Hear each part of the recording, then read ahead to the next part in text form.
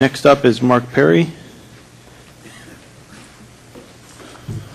Good morning, Governing Board members. This is kind of that difficult presentation. This was brought up at RAC, of course, last month in February. Again, the Governing Board and RAC again, and then also this Governing Board. So 4 or 5 times we've been talking about constraints, and I agree with a lot of comments that say, these aren't really, we know about constraints, but the big thing is we need to find solutions. We need to find what can we do, not just to overcome each and every constraint one by one, but what's going to ultimately complete the package.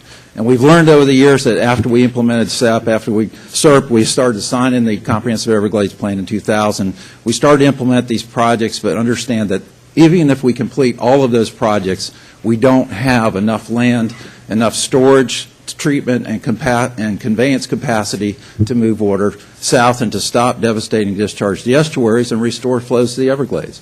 Only less than 10% of the water coming out of the lake is going to the Everglades, which used to be 100%. And the rest of it, the 65 to 70%, is going east and west. And as Jeff pointed out in the last summary bullet, of course, there's no hydraulic constraints to send it. That's the way the system was designed. So the fact that the constraints are in the present and existing system, we understand that. We need to address it. The other thing you didn't address, of course, there's the new one that came up, is there's constraints on the inflows, what we can get out of the lake, because we have local inflows to the C-44 canal and C-43 canal. Yes, we do, but we need to overcome that. We can overcome that locally in the region, but it's still not going to have enough capacity to send the water south.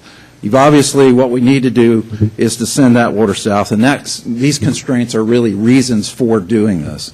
And you all know what to do. The 4 responsibilities you have are to purchase the land for these restoration efforts, to plan and design those projects, and then to participate 50-50 in construction of the projects with the Corps of Engineers.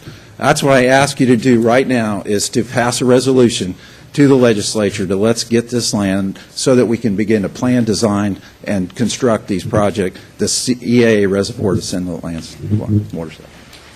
Thank you, Mark Perry. If we can hold the claps and just do the hands, it's be appreciated.